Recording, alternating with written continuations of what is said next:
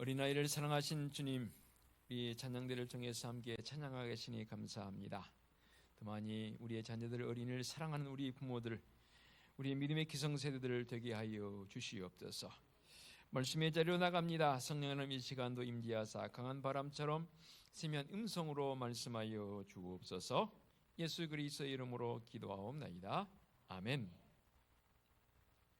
5월 가정의 달이면서 오늘은 어린이 주일이 되었습니다. 5월은 어느 달보다도 성도들의 가정에 말씀의 은혜와 또 성령 충만의 은혜와 성도들의 삶의 자리에 주어지는 풍성한 은혜가 있어지시기를 축원합니다. 우리 교회에도 그런 은혜가 있을 줄로 믿습니다. 오늘 우리에게 주신 말씀은 고넬료와 관련되어진 말씀입니다. 고넬료가 누구인가에 대해서 오늘 본문의 앞에 있는 10장에 보게 되면 이 고넬료라는 인물을 이렇게 소개하고 있습니다. 10장 1절 봅니다. 가이사랴에 고넬료라 하는 사람이 있으니 이달리아 부대라 하는 군대의 백부장이라. 그가 경건하여 온 집안과 더불어 하나님을 경외하며 백성을 많이 구제하고 하나님께 항상 기도하더니라고 고넬료라는 사람에 대해서 소개를 이렇게 자세하게 해놨습니다. 그런데 이 고넬료라는 사람과 베드로가 만나는 사건이 이 10장에서 일어났습니다. 어떻게 만났냐면 하나님께서 성령을 통해서 고넬료에게 요바에 있는 베드로를 청하여 그를 불러들여서 와서 자기의 가정에 와서 축복하고 또 말씀을 들려줌을 통해서 예수 그리스도가 누구인지에 대해서 바른 신앙 고백과 더불어서 온 가정이 성령 충만하고 심지어 방언까지 말하기도 하고 베드로 사도를 통해서 온 가족 구성원들이 다 세례를 받는, 성령 세례뿐만 아니라 물 세례를 받는 그런 놀라운 역사를 이루는 장면이 10장에 전개되었습니다. 참고로 예루살렘에서 가이사랴까지가 100km 정도 떨어진 거리에 있는 가이사랴입니다. 이 가이사랴가 아마도 고넬료가 거주하고 있는 그 집입니다. 예루살렘에서는 100km 정도. 그 다음에 가이사랴에서 이제 요바에 있는 베드로를 청하여 불러오도록 하는데 베드로가 요바에 있다는 소식을 성령께서 가르쳐 주지 않습니까? 그래서 가이사랴에서 요바까지는 약 48km 정도 거리가 떨어져 있습니다. 그러면 성인이 빨리 걸어가면 하루길 정도면 충분히 걸어갈 수 있는 거리가 48km 정도 됩니다. 지금이야 뭐 차가 있으니까 48km 한 20분 남짓 가면은 갈 수 있는 거리지만 걸어서 간다면 지금처럼 평탄한 길도 아닐 터이고 뭐 구불구불한 골목길은 가파른 길, 그런 길을 생각한다면 하루 이상 걸리는 그런 거리입니다. 가깝지 않은 거리인데 그 요바에 베드로 사도가 있다는 말을 성령께서 알려줘서 이 고넬료는 그를 청하여 자기 집으로 와서 조금 전에 말씀드린 것처럼 놀라운 역사를 이루게 되고 고넬료의 가정이 다 구원을 받는 놀라운 감격을 경험하지요. 그런데 그 일을 이제 사도 베드로가 11장 오늘 본문에 들어와서 오늘 11절부터 봉독했지만 1절부터 봉독하게 되면 베드로 사도가 예루살렘 교회에 자기가 경험한 사건을 그대로 와서 보고를 하는 것을 보게 됩니다. 일종의 전도 보고 내지는 선교 보고가 되겠죠. 그랬더니 난리가 났습니다. 왜냐하면 기존 예루살렘에 모여있는 유대인이었다가 베드로처럼 예수 그리스도를 영접하고 성도가 된 성도들의 모임인 이 교회에서 베드로 사도가 이방인들과 교제하고 이방인들에게 심지어는 세례까지 줬다는 게 이게 용납되지 못할 일입니다. 그도 그럴 것은 유대인들에게 있어서 이방인을 다루는, 취급하는 것은 말 그대로 이방인입니다. 그들과는 교리도 못하게 돼 있고 그들과는 사실은 말도 섞지 못하게 되는 그런 광경이 이미 율법의 관점에서 유대인들의 생각 속에 고착화되어 있고 굳어 있습니다. 그런데 베드로가 이방인의 집에 가서 먹고 마시고 이방인에게 세례까지 줬단 말이에요.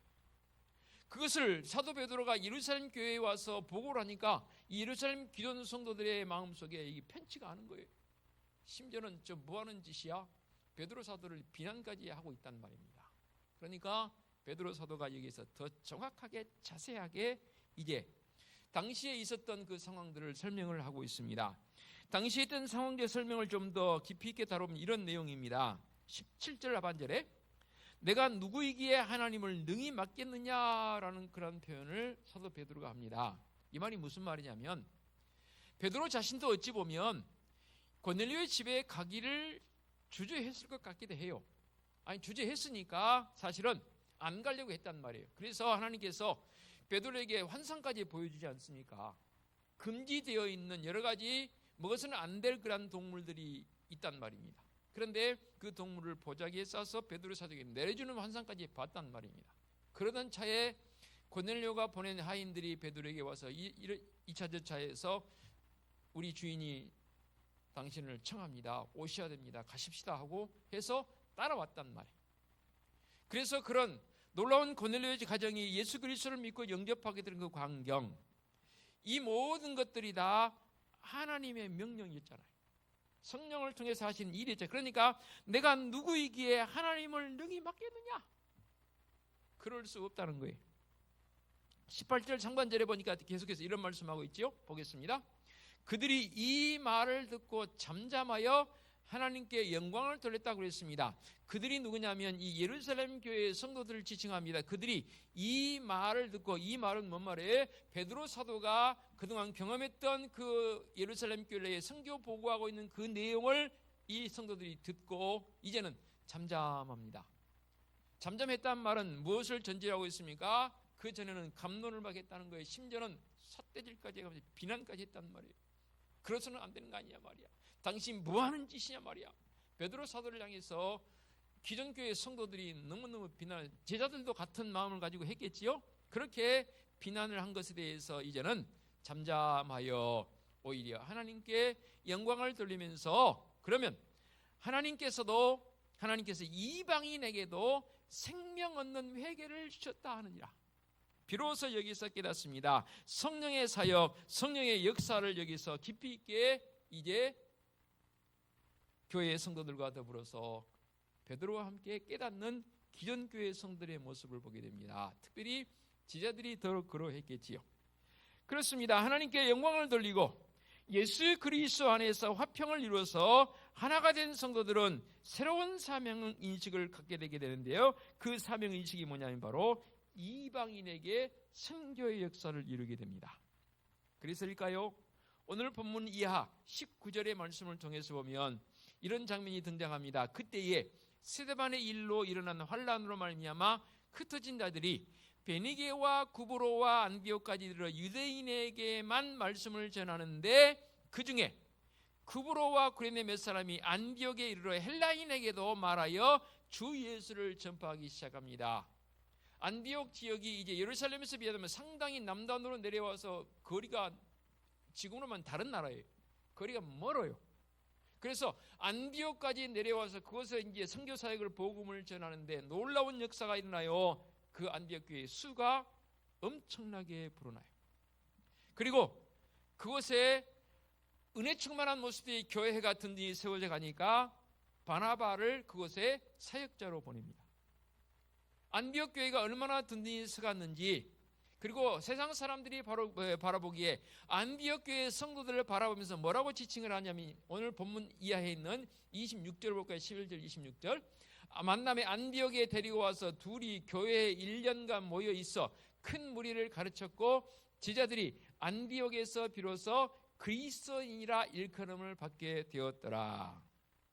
바나바를 중심해서 바울과 함께 이제 이 안디옥에서 목회를 하기 시작하는데 사람들이 기존 교회 성도들을 보고 야, 쟤들은 그리스도인이야 라는 호칭을 붙여줍니다.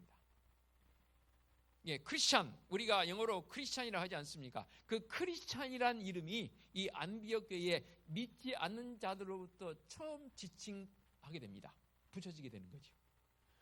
우리 부모님 세대에 또 우리 선배들의 이야기를 들으면 과거에 우리나라에 복음이 들어왔을 때 사람들이 우리 부모님들 세대에 뭐라고 그랬어요? 교회 다니는 사람을 예수쟁이라고 불렀잖아요. 아시네요. 여러분들 예수쟁이라는 말 들어보셨어요? 네. 여러분들이 직접 들어보셨어요? 와, 그래. 저는 아직 저희가 누가 예수쟁이라는 말을 한 번도 안 하시던데 요즘은 잘 안 하지요. 근데 과거에는 그런 표현을 했단 말입니다. 야, 쟤들은 예수쟁이야. 우리식으로 말하면 예수쟁이고, 여기 말씀대로 본다면 안디옥교회 성도들 향해서 야, 저희들은 그리스도인이야. 굉장히 좋은 소리입니다. 왜냐하면 안디옥교회 성도들이 바르게 믿음의 모습을 가지고 살아가니까 사람들을 보기에 구별되어지고 거룩이 그들에게 삶이 있으니까 사람들이 야, 저 사람들은 그리스도인이야. 참 마음속에 보람이 있죠. 굉장히 감동이 있는 그런 지칭 아니겠습니까? 그래서 그 안디옥교회 그리스도인이라 지칭하는 부름받는 걸로 끝나지 않고 처음으로, 물론 이제 그 다음에 12장 보면 야고보가 순교하는 사건이 나오기도 하지만 바울과 바나바가 한 조가 되어져서 안디옥에서 처음으로 선교사를 파송합니다. 그게 바울의 제1차 전도 여행이 됩니다. 나중에 이제 바나바가 따로, 그 다음에 바울과 신라가 한 조에서 두 개로 나눠져 또 2차 여행을 바울이 가지 않습니까? 그런 내용들은 다 이제 사도행전에 계속 기록이 되어 있는 모습을 여러분 가정에 들어가 계속 봤으면 좋겠고요. 다시 본문으로 돌아와서 이렇게 하나님의 크신 은총 속에서 고넬료의 가정이 주님 예수 그리스도를 베드로를 통해서 소개받고 바르게 믿고 구원의 역사를 이루는 모습을 보게 됩니다. 그런데 구원의 역사를 이루려면 무엇이 필요하냐면 반드시 말씀이 필요합니다. 14절 볼까요? 오늘 보면 그가 너와 네 온 집이 구원받을 말씀을 네게 이르리라 함을 보았다 하거늘. 온 집, 고넬료의 온 집이 구원받을 말씀을 사도 베드로를 통해서 비로소 전달받게 됩니다. 여기서 말씀하고 있는 구원받을 말씀이 뭘까요? 지금으로 말하면 우리가 가지고 있는 성경인데, 특히 성경 속에서 복음서에 기록된 예수 그리스도에 대한 소개와 예수님의 행적을 아마도 여기서 사도행전에 기록되어진 말씀으로 봐서 그것으로 이해가 되어집니다.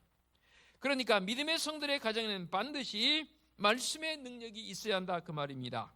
고넬료는 경건한 사람, 경건한 믿음의 사람이었습니다. 그래서 하나님께서는 고넬료에게 천사를 보내서 요바에 있는 베드로를 청해서 하나님의 말씀을 들으라고 합니다. 선교사들이 해외로 나가서 선교 사역을 하면서 가장 중요한 역할이 뭐냐면 바로 말씀 사역입니다. 우리나라에도 말씀 사역이 아니었다면 이렇게 복음이 우리에게 부흥되어진 역사를 경험하게 안 됐을 겁니다. 그런 예도 있지 않습니까? 성경을 버렸는데 떠밀려온 성경을 가져다가 자기 집에 벽지로 썼어요. 그 당시 종이가 귀하니까 벽지를 써서 이 방마다 이 벽에다 붙여놨단 말이에요. 그런데 누워서 보니까 그동안 한 번도 보지 못했던 글귀거든요. 자기는 자기 집에 벽지로 붙였던 그 성경이 찢어서 벽지로 붙였단 말이에요. 한 가정을 구원시키고 한 가정을 그친 것이 아니라 놀라운 구원의 역사를, 우리 한국교회 복음의 시초의 역사 중에 참 슬픈 이야기이지만 놀라운 감동의 이야기로도 전해지고 있습니다. 그렇습니다. 말씀이 제대로 우리에게 읽혀질 때에, 말씀이 제대로 가르쳐질 때에 이 구원의 감격이 더 있는 것 아니겠습니까? 고넬료의 가정은 말씀을 통해서 온 가족이 구원을 얻었습니다.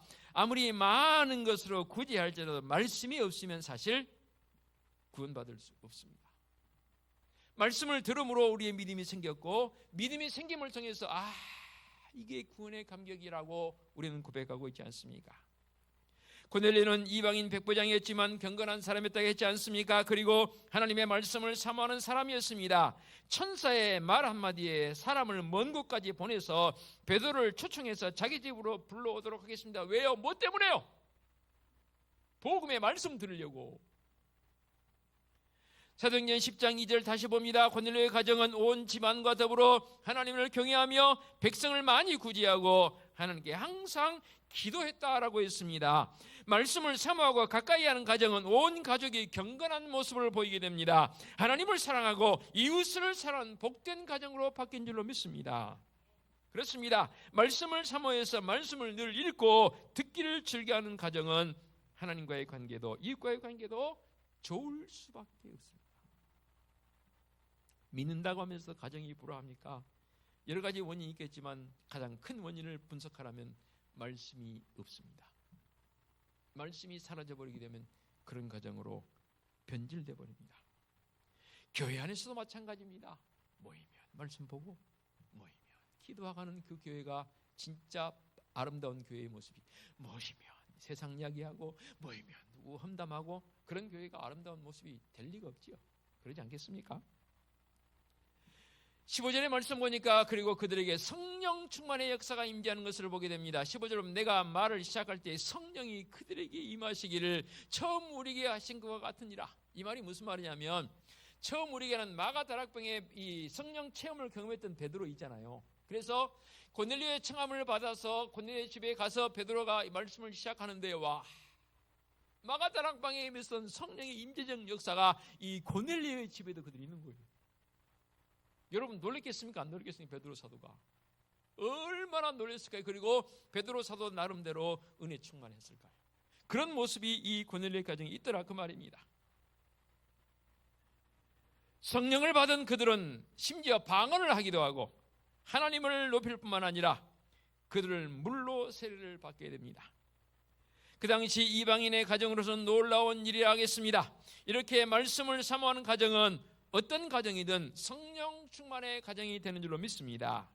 성령님께서 함께 하시는 은혜로운 가정과 교회, 복된 가정과 교회, 그렇게 우리가 만들어 가야 됩니다. 성령 충만한 가정과 교회는 성령의 열매를 아름답게 맺을 수밖에 없는 것이고, 온 가족이 하나님의 성품을 닮게 되고 화목한 가정을 이룬 줄로 믿습니다.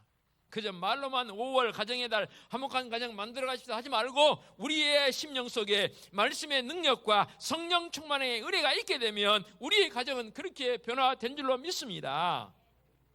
안타까운 사실은 현대의 가정은, 또 더러는 교회도 물질 중심의 교회가 물질 중심의 가정이 되고 있습니다. 가정에서 물질 때문에, 물질 문제로 부부간의 갈등, 자녀들의 갈등, 얼마나 많은 갈등이 생깁니까? 심지어는 가정이 깨지기도 하고 흔들리기도 합니다. 물론 우리 성도의 가정에 물질이 필요합니다. 있을 만큼도 편리하니까요. 그러나 믿음의 가정은 무엇보다도 하나님의 말씀을 사모하는 가정으로 만들어가야 합니다. 말씀을 사모하고 말씀에 순종해서 사는 이 가정에는 하나님께서 그 가정에 놀랍도록 은혜를 부어주신 줄로 믿습니다. 그것을 경험한 성도적 가정으로 만들어 가자고요. 그 책임이 누구에게 있습니까? 바로 먼저 믿는 우리에게 있습니다. 그러면 믿음의 가정들의 말씀을 사모하는 이유가 있지요. 여러분, 왜 말씀을 사모합니까? 말씀을 사모하는 이유는 말씀의 능력을 알기 때문입니다. 말씀의 중요성을 알기 때문입니다. 중요성이라면 무슨 말이냐면, 우선시해야 할 일이 바로 이 말씀을 읽고 듣고 연구하고 사모하는 일이라 그 말입니다. 세상 살다 보면 중요한 일이 있죠. 우선해야 할 일이 있죠. 일베 때는 안 물어봤는데 언젠가도 여쭤봤습니다. 여러분들 물어봤습니다. 여러분 약속할 때에 중요한 일을 먼저 약속합니까? 아니면 뭐 약속의 우선순위를 먼저 여러분 약속을 잡습니까? 서구 사람들은 선약이 먼저입니다. 일의 중요성이 별로 중요하지 않습니다. 선약, 어떤 일이건 작건 크건 먼저 약속하면 그 약속부터 지킵니다. 이게 서양 사람들의 사고방식이더라고요. 한국 사람들은 안 그래요. 일의 중요성이죠. 약속을 먼저 했는데 이 일보다 나중 약속한 그 약속이 중요해요. 그러면 먼저 일을 먼저 해요? 약속을? 취소보다는 양해를 구하죠. 이만저만해서 제가 좀 죄송하다고 양해를 해달라고. 그러면 또 그때 너 그렇게 또 양해를 해요. 이게 우리 한국 사람들의 멋있는 점이에요. 근데 서구 사람들은 안 그러더라고요. 무슨 소리야? 나하고 먼저 약속했으면 지켜야지. 이게 우선이거든요. 중요성. 한국 사람은 중요성의 문제를 더 중요하게 다룹니다. 믿음의 성도의 가정에 중요한 게 뭡니까? 가장 먼저 중요시 여길 게 뭡니까? 바로 말씀 앞에 나오는 것, 말씀을 우리의 이 가슴에 심는 일입니다. 말씀을 이렇게 사모하는 이유는 또 한 가지는, 말씀이 있을 때에 우리가 세상으로 우리의 마음을 빼앗기지 않기 때문입니다. 말씀이 충만하면 넉넉히 이겨나갈 수 있는 믿음의 분량이 생기게 되는데, 바로 우리의 마음은 세상으로 뺏길 수 있는 가능성이 얼마든지 있습니다. 사방에 눈을 들어서 돌려봤을 때 우리의 마음을 빼앗길 요소가 더 많지요. 요즘 더더욱이 이 성춘객들의 꽃이 만발해 있습니다. 연휴까지 끼어서 이러자 저러자 여행들 좀 계획 잡아서 가신 분도 계시고 또 아무리 예배 마치고 또 가실 분도 계실 거예요. 그런데 우리가 제일 중요시 여길 게 뭡니까? 하나님 앞에 나와 예배함이고 예배를 통해서 말씀의 중요성이 우리에게 제일 중요하잖아요. 그것을 추구하는 사람들을 향해서 하나님께서 그냥 놔두시지 않습니다. 분명한 은혜를 주신 줄로 믿습니다. 또 한 가지 중요한 사실은 믿음의 가정들에서 말씀을 사모하는 이유는 말씀이 있는 곳에 주님의 영이 있기 때문입니다. 그죠? 종이에 기록된 건 까만 건 글씨요 하얀 건 종이로 끝난 게 아니고 이 말씀의 속에 하나님의 영이 있다는 사실입니다. 영의 임재가 있지요. 얼마 전에 어떤 목사님 한 몇 분 만나서 이야기한 중에 제가 한 목사님께 물어봤어요. 목사님 하나님 봤어요? 그랬더니 아니야, 그분이 제게 먼저 물어봤었죠. 제게 그런 표현을 쓰시더라고. 저는 하나님을 한 번도 못 만나봤어요. 덩들어서 저도 그런데요. 여러분 하나님 보신 분 계십니까? 우리 아동부 친구들 하나님 혹시 봤어요? 하나님 보면 안 돼요. 하나님 보면 죽어요. 우리 육안의 눈으로 하나님 보면 죽어요. 하나님께서 계속 놔두지 않으세요. 죽여요. 그런데 저는 하나님의 살아계심을 느낍니다. 어느 때? 예배를 통해서, 특별히 말씀을 통해서. 말씀인데 어떨 막 방망이질 하지 않습니까? 걷잡을 수 없는 그 놀라운 은총. 그 방망이질 할 때마다 느끼는 게 뭐예요? 하나님의 임재가 느껴지는구나. 그렇죠? 그런 은혜 속에서 저요 하나님 보지는 못하지만 하나님을 저는 느낍니다. 임재를 느낍니다.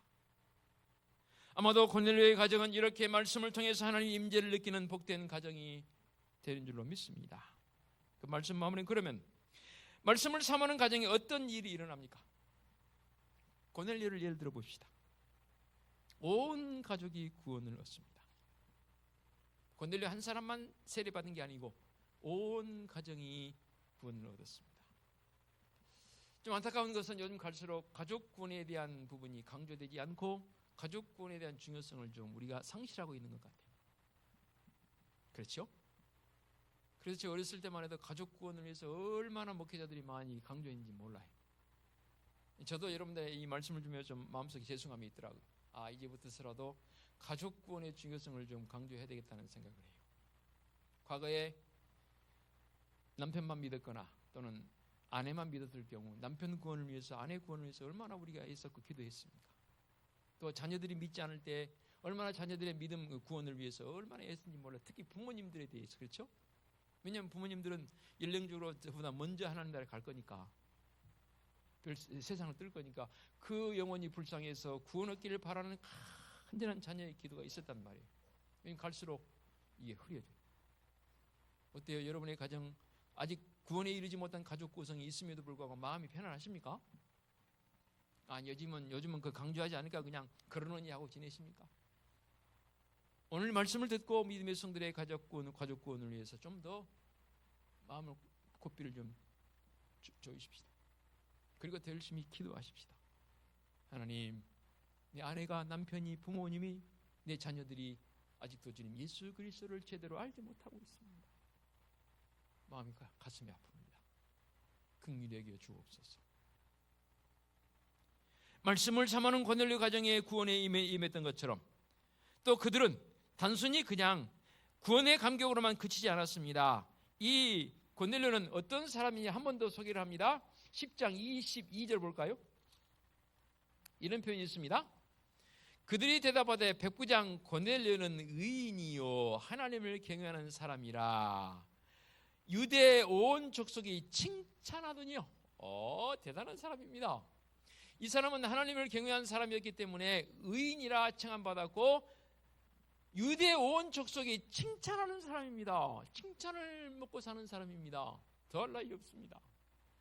무엇을 의미합니까? 이웃을 사랑하는 사람이었습니다. 심지어 아까 말씀드린 구제하고 하나님께 항상 기도하는 사람입니다. 복음에 사로잡힌 사람은, 믿음에 합당한 사람을 사는 사람은 바로 이웃을 향해서, 하나님을 향해서 그 사랑을 베푸는 믿음의 사람으로 살게 되더라는 거죠. 그리고 말씀 마무리합니다. 조금 전에 언급했습니다. 고넬료의 가정은 성령 충만한 가정이 되었습니다. 성령 충만한 가정이 되었다는 게 뭡니까? 온전히 하나님 앞에 모든 것을 내드릴 수 있는 믿음의 결단이 있는 가정이 되었다 그 말입니다. 보십시오.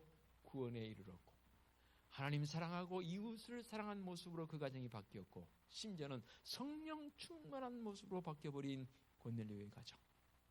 고넬료의 가정으로 그치는 게 아니라 오늘을 사는 믿음의 성도들 가정이 그런 모습이 되어지시기를 간절히 축원합니다. 기도하겠습니다. 하나님 아버지 감사합니다. 구원받는 가정 만들기가 때로는 쉽지 않지만 그러나 해야 할 일이지 않습니까?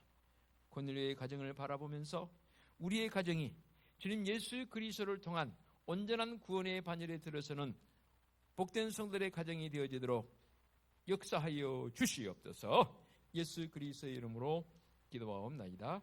아멘.